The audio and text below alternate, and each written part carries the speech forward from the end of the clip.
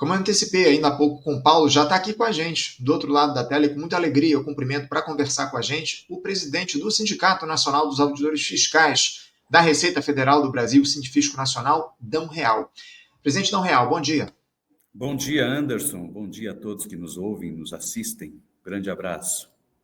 Obrigado, Dão, por você novamente estar aqui com a gente no Faixa Livre para fazer uma discussão, um debate tão importante para o país, que é esse relacionado ao imposto de renda. Porque ontem, a comissão especial da Câmara dos Deputados que analisa aquele projeto do governo de isenção do imposto de renda para quem recebe até R$ 5.000 acabou aprovando a matéria. O texto relatado pelo ex-presidente da Câmara, o deputado Arthur Lira, do Progressistas lá de Alagoas, manteve a maior parte dessa proposta feita pelo governo, incluindo a cobrança mínima de 10% para quem ganha a partir de R$ 1.200.000. Essa proposta deve ser votada pelo plenário da Câmara no mês de agosto, após o recesso parlamentar, e vai seguir para o Senado. O projeto também prevê uma redução, Odão, do imposto para quem recebe entre R$ 5.000 e R$ 7.350, número estipulado pelo Arthur Lira, já que a proposta inicial do governo era até R$ 7.000, incluiu aí R$ 7.358, na verdade, a proposta do Arthur Lira aprovada. Hoje está isento no Brasil quem recebe até R$ 3.036 por mês, o equivalente a 2 salários mínimos. Na prática, a pessoa que ganha até R$ 5.000 não pagará mais o imposto de renda. Quem recebe até esse valor quem recebe entre 5.000 e 7.358 também será beneficiado, mas em um nível menor. Essa é a proposta que foi aprovada na comissão. Em uma última modificação, no dia de ontem, o Arthur Lira retomou a possibilidade de pessoas jurídicas ganharem créditos tributários caso a cobrança de imposto de renda mínimo dos sócios, somada ao IRPJ, e ao imposto de renda de pessoa jurídica, e ao a CSLL, fique acima de 34%. O trecho previsto no projeto original do governo, inicialmente retirado pelo relator, prevê que a soma entre as alíquotas pagas pela empresa, como o imposto de renda de pessoa jurídica e o CSLL, como eu disse há pouco, e a alíquota que o sócio pagaria de imposto mínimo der mais de 34%, será aplicado um redutor no cálculo. Por exemplo, se a empresa paga um total de 29% de imposto e o sócio for cobrado em 8% de imposto mínimo por sua alta renda, a alíquota global paga por ele seria de 37%. Neste caso, seria aplicado um redutor de 3% para se chegar ao máximo de 34% de cobrança. O redutor será aplicado por meio de créditos tributários concedidos na declaração do imposto de renda anual. Com essa modificação, Odão, o projeto não terá mais sobras de arrecadação no período dos próximos 3 anos. Além disso, quem ganha acima de R$ 600.000 por ano passará a ser cobrado. A alíquota vai começar em 0 e vai subir gradativamente, até quem recebe mais de R$ 1.200.000 todos os anos pague pelo menos 10%, como eu disse ainda há pouco, incluindo os dividendos. Um modelo de distribuição de lucros pelas empresas que hoje é isento para a pessoa física. Então, depois dessa longa introdução que eu fiz explicando aqui esse projeto, que é de fato complicado, são muitos detalhes, enfim, eu queria uma primeira avaliação tua e do Sindifisco a respeito dessa proposta aprovada lá na comissão da Câmara dos Deputados. A gente está diante de um passo na direção de um sistema mais progressivo ou de uma mudança ainda tímida diante da brutal regressividade tributária no país? A palavra é tua, não? Tá, muito obrigado, Anderson. De fato,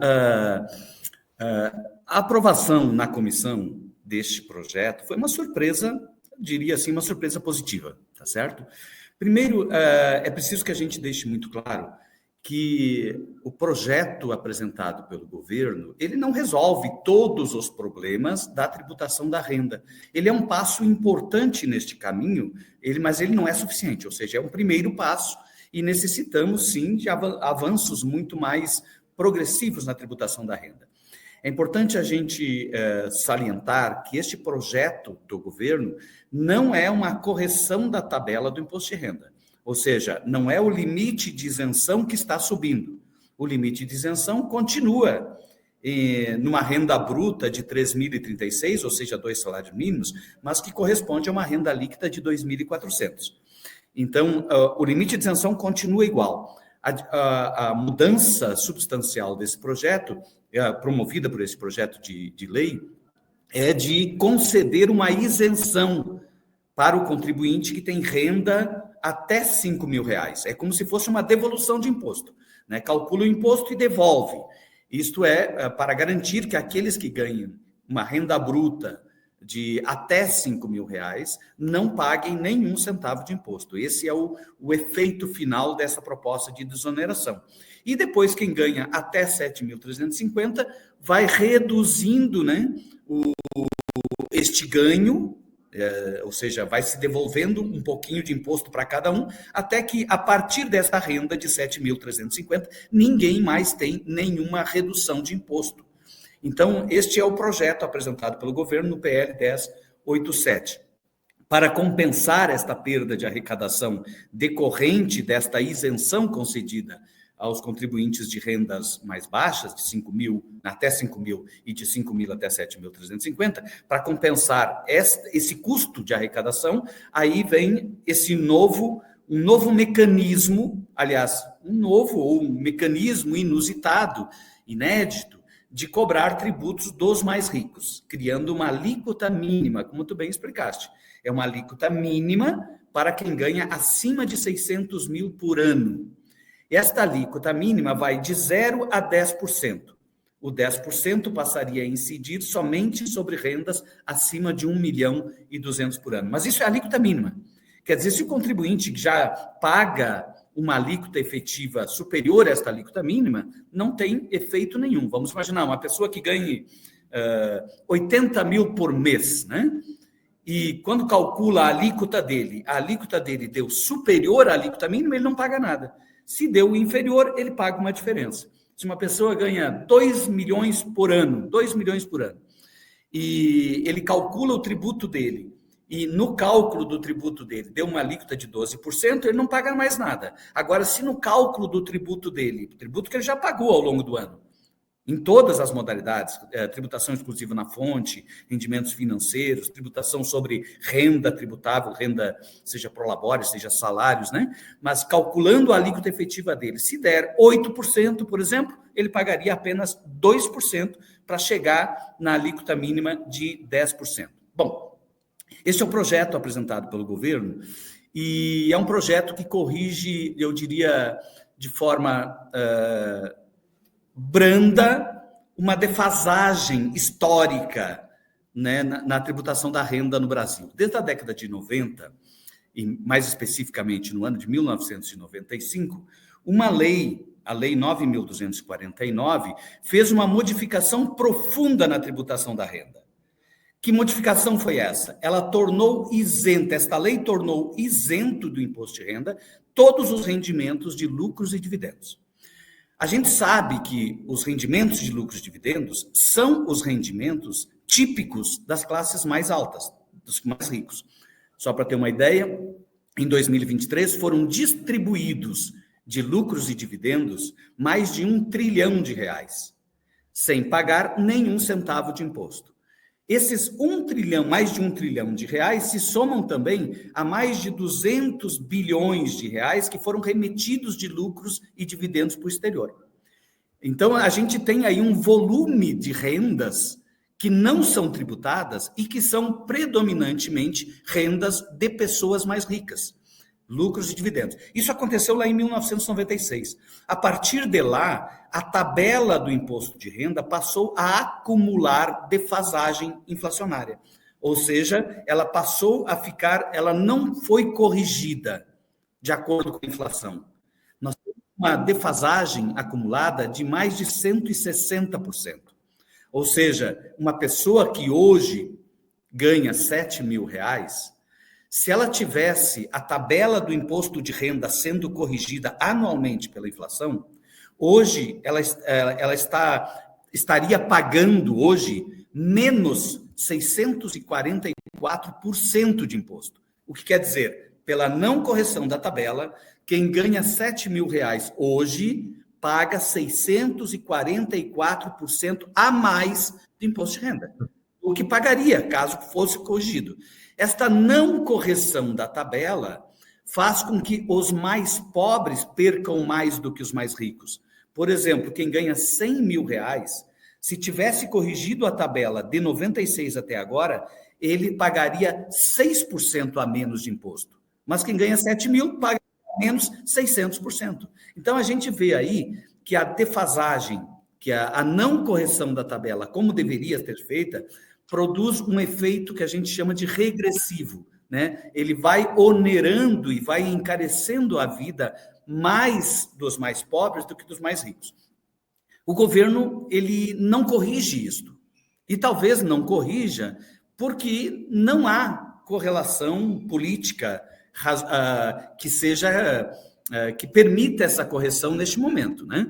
E até porque, se fosse corrigir a tabela do imposto de renda como deveria ser feito, anualmente ou de uma vez só, a gente mudaria todas as faixas de renda dentro da tabela do imposto de renda, mas teria uma perda de arrecadação da ordem de superior aí entre 150 e 160 bilhões de reais. Se fôssemos corrigir, a gente estaria perdendo em torno de 160 bilhões de reais. Ou seja, a não correção faz com que a gente esteja pagando a mais 160 bilhões de reais. Como compensar isto de uma hora para outra?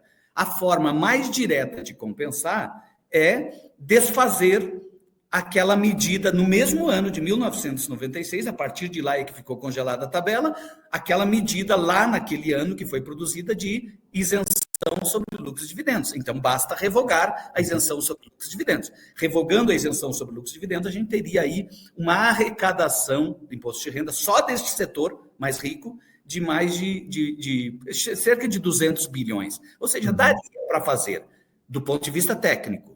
Agora, do ponto de vista político, sabemos e reconhecemos que não é tão fácil assim promover uma mudança dessa, ainda que seja uma mudança simples. Então, o governo opta por uma mudança menos drástica, corrigindo a tabela ou concedendo uma correção para aqueles que têm rendas menores, não corrige absolutamente nada para quem tem rendas entre 7 e 350 para cima, né?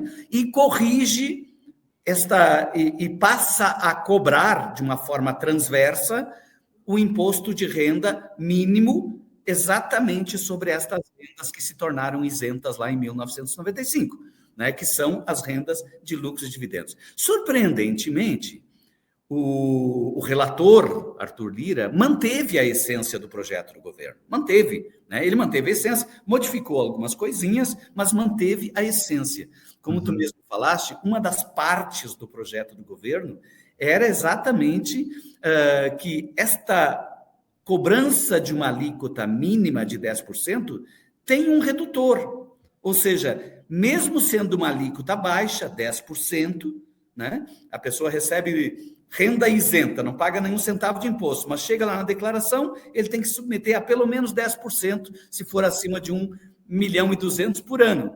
Mas ainda assim, para evitar essa discussão de que esse lucro já foi tributado na empresa, enfim, se estabeleceu ali um redutor dizendo o seguinte, né, se a alíquota efetiva da pessoa física que recebeu o lucro foi 10%, e ele vai lá na pessoa jurídica e verifica que a alíquota efetiva da pessoa jurídica que distribuiu o lucro foi, vamos imaginar, 30%, que é uma coisa absolutamente rara, né? Então, ele somaria essas duas, 30 mais 10 dá 40.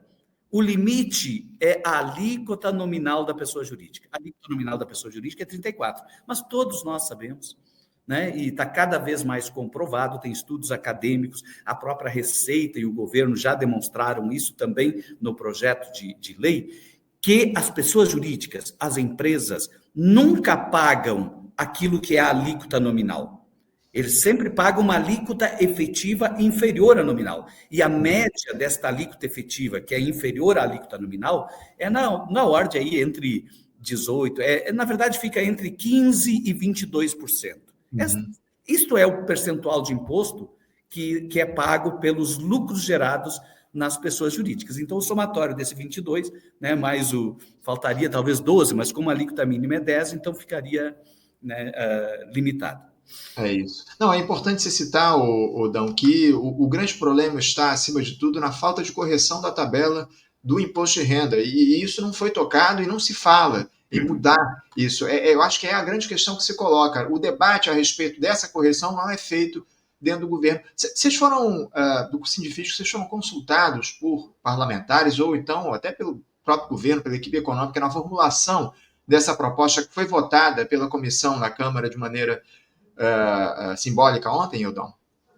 Sim, sim. Na verdade, nós começamos a fazer um movimento, né, a partir de um estudo que realizamos no Sindifisco Nacional, primeiro a partir de um diagnóstico. A gente avalia e percebeu, ao longo dessa discussão, desde que foi apresentado o projeto de lei, que havia um certo consenso dentro do parlamento de que a desoneração até 5 mil e a redução de tributos até 7 mil era algo aceitável pela direita, pela esquerda, ou seja, mais de 80% dos parlamentares concordam com essa ideia. Não é uma ideia extravagante, todos concordam, era uma promessa de campanha do presidente Lula e todos concordam com essa desoneração. A desoneração, portanto, ela não era um elemento de disputa dentro do Congresso Nacional. Mas a oneração, a cobrança de tributos sobre os mais ricos, sim, esse é um espaço de disputa e de muita pressão que o Congresso Nacional, né, vai sofrer, e mesmo os próprios parlamentares acabam também manifestando-se, né, contra essa tributação do setor mais rico. Ou seja, é mais fácil desonerar os mais pobres do que onerar os mais ricos. Então, esse é um quadro que está colocado. Então, havia sim, e havia desde o início uma preocupação, e não se materializou, por isso que eu digo que é uma surpresa, havia uma preocupação de que o relatório, e também o relatório que seria aprovado na comissão, iria desidratar a tributação dos mais ricos, mas ia manter, né, a desoneração do setor mais pobre. O Sindifisco Nacional, não só por isso, mas diante desse quadro, começou a trabalhar. Nós elaboramos um estudo para ajustar o projeto do governo com uma emenda. E essa emenda era para corrigir a tabela do imposto de renda, as bases de cálculo da tabela do imposto de renda, em 15,78%. Não corrigir em todos os 160% de defasagem, mas corrigir em 15,78%. Por que esse percentual? Porque esse percentual corresponde à inflação acumulada de 2023 até 2025. São 3 anos de governo, 3 anos de inflação. Esta inflação seria colocada, né, seria utilizada para corrigir a tabela do imposto de renda. Com esta medida, a gente teria um benefício tributário ou uma desoneração, não apenas para quem ganha até 7 mil ou 7.350, mas para todos os contribuintes, para todos os trabalhadores. Não é uma desoneração muito grande, mas é uma desoneração que beneficia a todos e não apenas a um segmento, permitindo, portanto, que mais gente, mais entidades, mais sindicatos se envolvessem na tramitação deste projeto. Apresentamos, claro que o custo desta medida, desta emenda, seria maior do que o custo previsto pela proposta do governo. O governo previa uma perda de arrecadação de 25 bilhões, e o custo desta emenda que a gente apresentaria, ou que estamos trabalhando para ser apresentada ainda, ele chega a 43 bilhões. Portanto, a gente teria um custo maior, mas um envolvimento muito maior da sociedade civil na tramitação deste projeto. Para compensar este custo de 43 bilhões, a gente mudaria a alíquota mínima de 10% para 15%. Sairia dos mesmos pontos, ou seja, de 600 mil por ano para cima, teria uma alíquota mínima de 0 a 15 e não de 0 a 10. O 15 seria uma alíquota incidente sobre rendimentos superiores a 2 milhões e 400. Então, seria uma alíquota linear que vai subindo até 15%. A gente teria, com esta medida, uma arrecadação adicional de 56 bilhões, uma perda de arrecadação de 43 bilhões. Ou seja, teria uma sobra aí de 12, 13 bilhões que poderia ser utilizada para compensar estados e municípios pela perda de arrecadação que eles fatalmente terão. Fatalmente, isso aí já está. Quando a gente desonera trabalhadores de renda até 5 mil reais, por exemplo, desonera 100%, nós estamos retirando das finanças municipais todo o imposto devido pelos funcionários, porque esse imposto pertence aos municípios. Sim. O imposto dos servidores públicos, daqueles que prestam serviço para os municípios, quando ocorre a retenção na fonte, no pagamento dos salários, esse imposto não é da União, esse imposto é dos municípios. Assim como nos estados, o imposto é dos estados. Quando a União desonera quem ganha até 5 mil e parcialmente até quem ganha 7 mil, a União estaria, portanto, essa desoneração beneficia o trabalhador, beneficia o servidor, mas esse tributo ele seria um tributo retirado dos cofres municipais. Então, a sobra, né, de arrecadação que essa medida produziria, ela poderia ser usada para compensar os estados e municípios dessa perda de arrecadação. Esta emenda, ela foi muito discutida na frente parlamentar mista de combate à desigualdade, foi discutida também, tem sido discutida dentro do parlamento por alguns deputados, com alguns parlamentares. Levamos esta emenda também para o governo, né? Apresentamos para a ministra Gleisi, apresentamos para o Ministério da Fazenda, como uma medida de aperfeiçoamento no projeto de lei, mas que teria um ganho adicional, que é o ganho de criar condições objetivas mais favoráveis a resistir à pressão dos setores mais ricos contra a tributação dos mais ricos. Então, a gente criaria assim uma espécie de acordo dentro do parlamento e também com a sociedade para a implementação desta emenda. A gente acabou não apresentando até agora a emenda, porque parece que a tramitação do projeto do governo está andando de forma como o governo previa, ou seja, até este momento, aquelas preocupações e aquele medo que a gente tinha de que a tributação dos mais ricos efetivamente seja frustrada, parece que não está se materializando até esse momento. Evidentemente que, né, há sempre este risco. Eu estava conversando aqui, inclusive, não sei se você acompanhou, com o Paulo Klias, economista, e estava falando justamente, eu estava tratando com ele justamente a respeito disso, porque a proposta inicial lá atrás do governo Bolsonaro, feita pelo Paulo Guedes, previa uma tributação desses super ricos de 20%.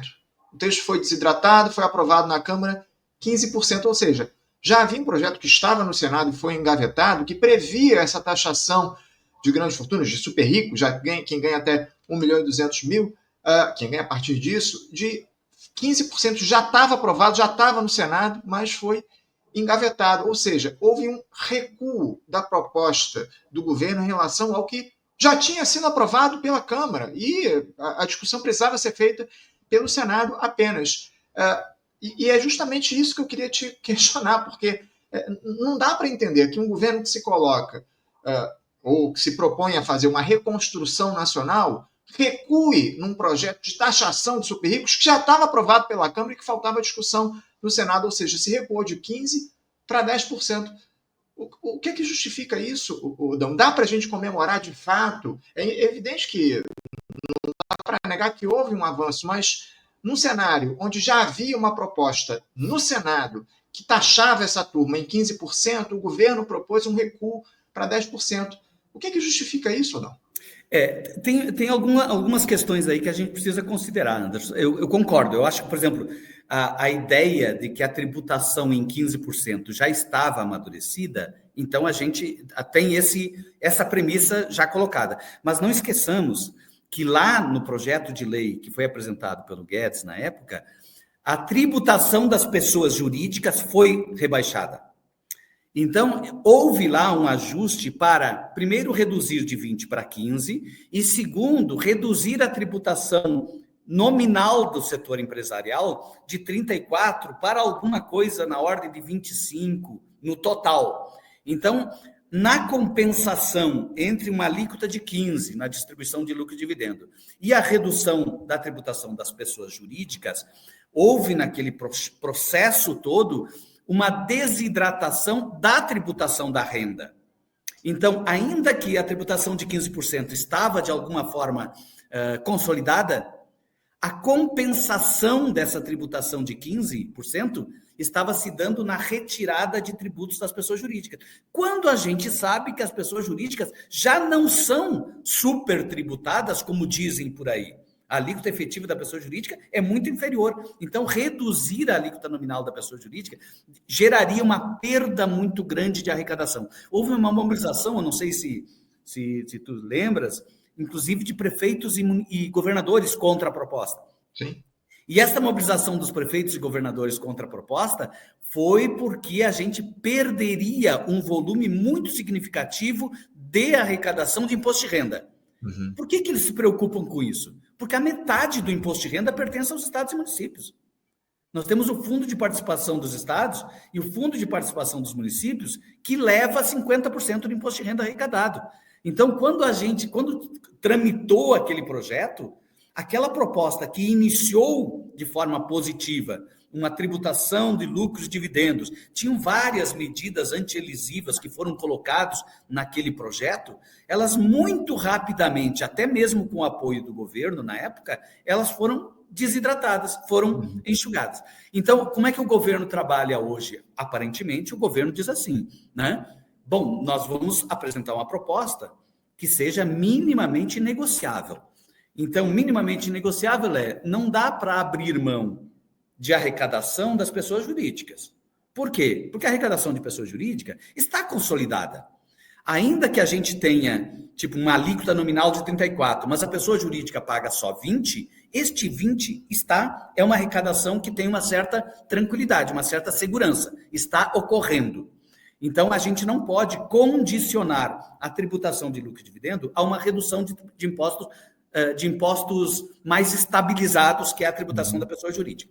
Então, não é aí a compensação. Daí o governo baixa um pouco a expectativa de arrecadação, mas a alíquota de 15%, como nós estamos propondo, ela é uma alíquota absolutamente consolidada, normal no mundo, é uma das menores alíquotas praticadas no planeta, ou seja, não teria nada de muito extravagante, não mexer na tributação da pessoa jurídica e cobrar, sim, 15% na distribuição de lucros. É importante essa ressalva que você faz, Odão, a respeito da proposta do Guedes, porque se de alguma forma ampliava a taxação para a pessoa física para 20%, havia essa compensação que você citou na taxação da pessoa jurídica, caía de 34% para algo ali em torno de 25%. Importante você fazer essa ressalva, a gente vai até trazer essa discussão, vai voltar a discutir isso aqui no programa ao longo dos próximos dias. Para a gente fechar aqui o nosso papo, Odão, eu não posso deixar de tratar dessa polêmica que se criou entre o Congresso e o governo federal em torno do IOF. Isso porque o ministro Alexandre de Moraes, ontem no Supremo Tribunal Federal, decidiu manter a maior parte daquele decreto do governo que aumentou o imposto sobre operações financeiras, revogando apenas a cobrança das operações do risco sacado. Isso depois de não haver lá um acordo entre o Executivo e o Legislativo, numa audiência de conciliação que foi convocada pelo magistrado para o dia anterior. Ao suspender o artigo relativo ao risco sacado, o Alexandre de Moraes explica que o governo extrapolou a sua competência ao usar o decreto para incluir operações de risco sacado como se fossem operações de crédito sujeitas ao IOF. Para o ministro, isso viola ou violaria o princípio da legalidade tributária e o regime constitucional de delegação de competência tributária. Não, como é que o Sindifisco se coloca nessa discussão? O governo acertou ao aumentar o IOF para, na prática, amealhar mais recursos para o orçamento nessa lógica aí do arcabouço fiscal, enfim. Como é que você vê esse tipo de medida, a decisão do Alexandre de Moraes e, acima de tudo, a proposta do governo, ela de fato, como foi vendido pelo Palácio Planalto, ela foi feita para produzir justiça fiscal? Como é que você vê toda essa questão do IOF? Bom, primeiro eu acho que tem um precedente importante na questão do IOF, porque o IOF é um tributo regulatório. Claro que ele também tem o efeito arrecadatório, mas ele é predominantemente um tributo regulatório.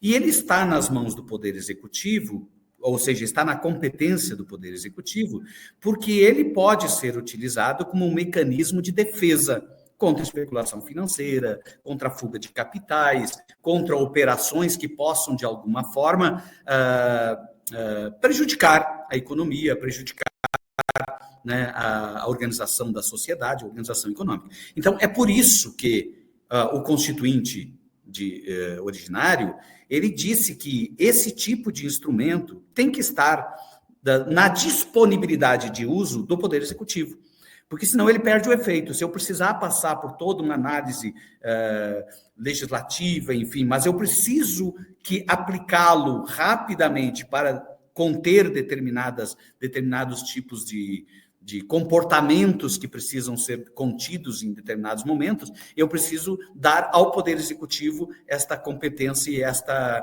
prerrogativa. O IOF, ele cumpre, portanto, ele tem a mesma natureza, por exemplo, dos tributos sobre comércio exterior. O comércio exterior também está na competência do Poder Executivo regular rapidamente, mudar a alíquota de um dia para o outro, justamente para permitir que rapidamente o governo promova, né, uma adequada regulação fiscal de determinadas operações. Esse é o precedente que foi discutido. Se poderia, né, o Poder Legislativo interferir nesta competência do Poder Executivo de utilizar um instrumento constitucional para produzir determinados efeitos de forma rápida. Se o governo exagerou ou não, se o governo utilizou ou não esse instrumento para finalidade distinta daquela que originalmente foi concebida na Constituição, essa é uma discussão no campo jurídico. O fato é que isso sempre aconteceu. Né? A gente lembra lá do governo anterior, que houve uma mudança de IOF rapidamente, inclusive para financiar o Bolsa Família, ou seja, foi para financiar a falta de recursos para determinadas atividades públicas, tá certo?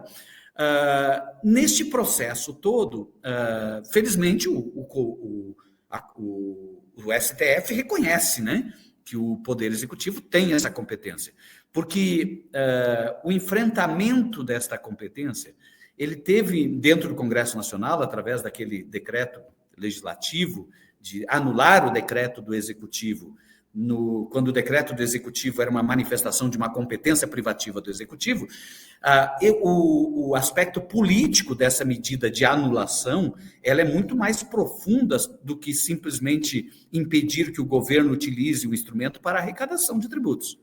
Ou seja, há sim uma tentativa de retirar do Poder Executivo uma competência.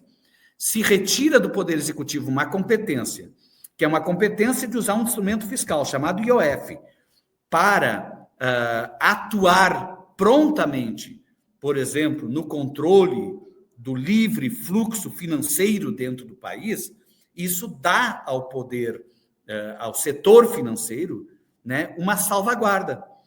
A salvaguarda de dizer o seguinte: há um precedente aqui dizendo que o Poder Executivo não pode utilizar o principal instrumento que ele tem à sua disposição, que é o IOF, para fazer regulação de mercado financeiro. Né? Se esse precedente vinga, a gente estaria esvaziando a capacidade do Estado brasileiro de interferir, né, nos movimentos financeiros e tal. Poucos países têm um instrumento tão bom quanto o Brasil em relação à regulação do sistema financeiro, que é o IOF. O IOF é o Imposto sobre Operações Financeiras. É todas, né? Imposto sobre operações financeiras. Ou seja, o fato gerador do IOF é a operação financeira. Até onde a gente vai dizer que aquilo é uma operação financeira é a discussão do campo jurídico. A reforma administrativa, a reforma tributária do consumo, ela já retirou do Poder Executivo mudou a Constituição, retirando o IOF de alguns tipos de operações. Ou seja, lá num dos artigos da reforma da PEC 45, modificava o IOF, dizendo que o Poder Executivo, que a União, não poderá, né, cobrar IOF sobre determinadas operações, de seguros, de algumas operações que foram listadas lá. Ou seja, já limitou a reforma tributária da PEC 45, que virou a emenda constitucional 132, esta reforma tributária, no que se refere ao IOF, que não tinha nada a ver com aquela reforma tributária, retirou uma parte, mitigou um pouco a competência da União de utilizar esse instrumento para determinadas operações. Além disso, a própria PEC 45, que se transformou na Emenda Constitucional 132, ela instituiu, ela constitucionalizou um princípio que não existia no sistema tributário brasileiro, que é o princípio da neutralidade.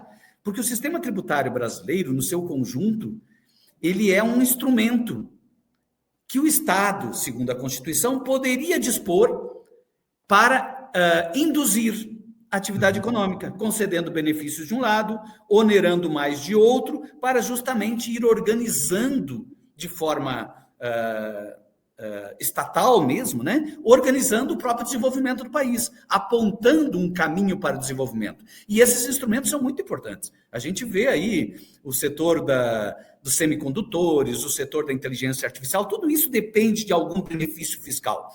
Quando eu retiro do Estado esta capacidade, instituindo na Constituição um princípio que se chama neutralidade, dizendo que o tributo não pode ser utilizado mais para fazer uma orientação na alocação de investimentos, eu estou, de fato, mitigando a capacidade do Estado, reduzindo a capacidade do Estado, né, dentro de uma onda mais liberal, dizendo que é o mercado que tem que determinar essas regras, nunca o Estado. Então, eu acabo, assim como uma contenção no uso do IOF, que foi claro aí nessa decisão do Congresso, né, uma contenção no uso do IOF, assim também como essas mudanças muito sutis dentro da legislação tributária promovida pela Emenda Constitucional 132, a gente vai percebendo que há, sim, um interesse, né, dos setores mais conservadores, né, de ir reduzindo a capacidade do governo federal, da União, do Estado brasileiro,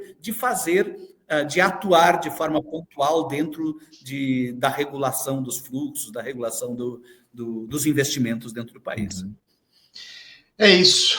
Dão, eu quero agradecer muito a tua presença aqui com a gente. Certamente a gente vai ter que voltar a conversar, porque, como eu citei, esse texto foi aprovado ontem lá na Câmara dos Deputados, na comissão especial, e ainda vai à votação em plenário, depois vai à análise no Senado Federal. Então, certamente a gente vai ter que voltar a discutir aqui esse tema da isenção do imposto de renda, que ainda vai render aqui no nosso país ao longo dos próximos tempos. Obrigado mais uma vez, Dão. Um grande abraço para você e até a próxima. Muito obrigado, Anderson. Um grande abraço a todos e ficamos aí sempre à disposição. Obrigado. Até a próxima. Conversamos aqui com Dão Real. Dão Real, que é presidente do Sindicato Nacional dos Auditores Fiscais da Receita Federal do Brasil, Sindifisco Nacional,